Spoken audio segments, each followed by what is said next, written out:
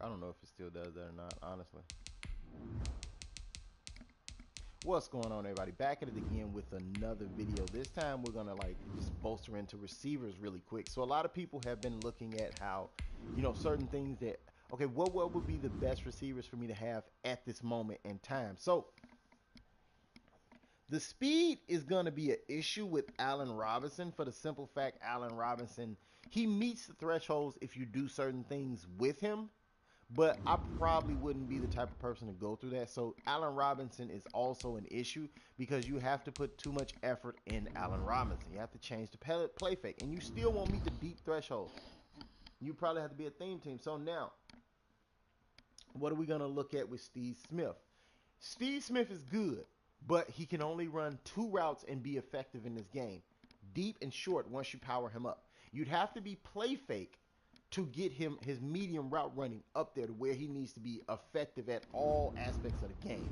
So I wouldn't go Steve Smith at this point in time in the game because Steve Smith would really it would be something more of the it would be kind of hard. But if you power him up, I don't know if this one goes that way. I think they said you don't need to power him up if you get this one. So let's just go to the next onslaught of it. Whereas people are looking and saying, okay, we all know Brian Finneran did not meet those. Brian Finneran is not the best option for anybody right now. He meets all thresholds, but he's just too slow, and his agility won't let him get away from cornerbacks with the one step ahead. Which, if you guys know, one step ahead is dying slowly. So let's go to the next man on the list. Scary Terry. As everybody knows, Scary Terry is a blur on the field. So once you boost him up, that's 94 speed. Then you get two more. Well, no, you boost him up, that's 94. You get two more with Brawler. So that'll be 96 speed. So he's pretty decent out there. He's pretty dangerous. Depending on what you put on him, you can put your not lurker, but your chems to boost speed, your brawler, your shaker, blah blah blah, whatnot. You may lose agility, you may gain agility, you may do something of the so forth. So I believe Scary Terry is your best bet if you don't have somebody who can run those routes. Now, if you're lucky, you might be one of those guys who has the ability to have all of the top receivers in your lineup. But right now, we're just going to refresh over and check a lot of guys out that you guys might be thinking is worth your while, which Stephon Diggs is one of them. Stephon Diggs, 92 speed, boosted up 95 speed. He's great. He's great on those, hot route mastered posts from the outside, which, if you hot route them, if you, smart route them, they get sharper and they destroy man coverage. They get sharper, they destroy man coverage. So that's a pretty good thing to know in your situation. So if you hot route that post, he destroys man coverage. That's something you guys need to know right there. He can run every route in the game and will be a problem for a lot of people who are budgeting or who don't have the right cornerbacks right now. At this moment in time, there aren't many right cornerbacks. I'm gonna be honest. I'm gonna be the first one to say that to you. So Harold Carmichael. Yes, he's a good receiver. He runs short routes. He'll run deep routes. So once you get him, you decide which threshold he hits. And mine would be 6'8", and he's gonna run deep routes for me because I might highball everything to him once he gets in the end zone, which is gonna be one of those things that I would advise you to do if you have him. Now, let's take a look at other receivers and why you would want them and over those guys. Now, Cooper Kupp is a anomaly who legitimately I would keep him, but his speed, but he can run every route if you have go deep. So he'd be a great slot receiver. And his agility is 93. So he'll be shaking guys and burning them off the line. That's a very good way of looking at it, but he's very expensive. So at this point, Scary Terry might be the cheapest option for you to go to. Tyler Boyd, not really usable at this point in time. And Mutt, he meets the thresholds, but his agility, which will bolster up to 90, but depending on what you have, that agility is going to bolster back down to 89, making him kind of a liability. So how do we look at it? Boyd can run some routes, but he's chem dependent. If you have a theme team, he might be dangerous. So a lot of people are looking, well, what about Julio? Julio's good. Julio's is amazing for the simple fact that if you put deep route running on him, he can run every route in the game. And I'm pretty positive he gets route tech and everything else. But the problem with Julio, it's going to be a lot of coin to get him fully powered up. So I wouldn't go Julio because you got to spend a lot of coin to get him to that point. Julio could still toast the man meta at this point in time in Madden. So the man meta is dying. So a lot of people have to come out and try to confuse you. So let's go to the next guy. Chad, we all know Chad can run every route in the game, and Chad is dangerous and going to be a problem for a long time coming. 92 speed, boosted up, everything else, 95 speed. Theme team, 97 speed, I believe. So 93, 94, 95, 96, 97 on a theme team with Brawler or Sprinter. It's going to be a very dangerous situation to get into, because that's going to leave you out in the open and damaged goods.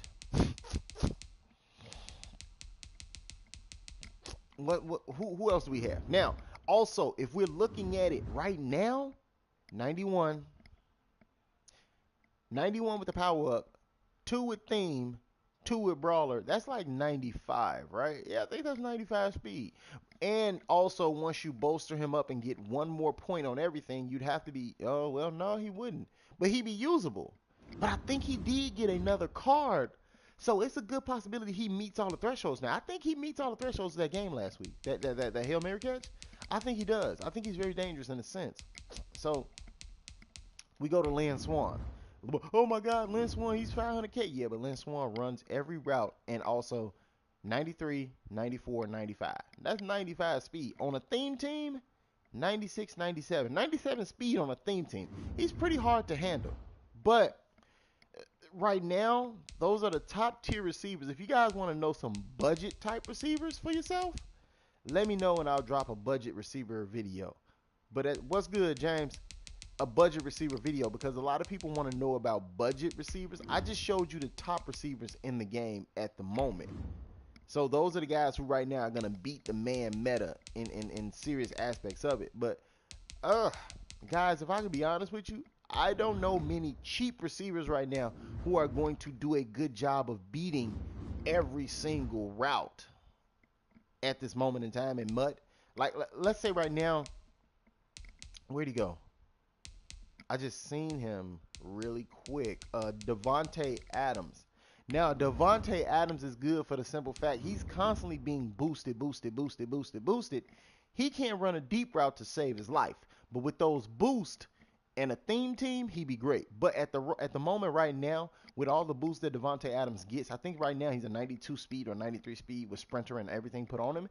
He can run short and mid routes, which means in routes, drags, and so forth. He's going to be dangerous. He's going to be really dangerous. He's going to be really hard to stop on those. But right now, everybody, we're looking for that next guy who's going to legitimately beat the man meta. And if you're dinking and dunking, I'm going to be the first person to tell you, I love a guy who dinks and dunks, because it's going to take you 6 to 7 tries to get downfield, maybe even more than that. And I love to put a situation together where you're trying your best to beat me with 13 to 14 plays, because you're bound to make a mistake. I like quick shots. You guys have seen my videos. I like a quick shot. If I can get a quick shot off, I'm happy.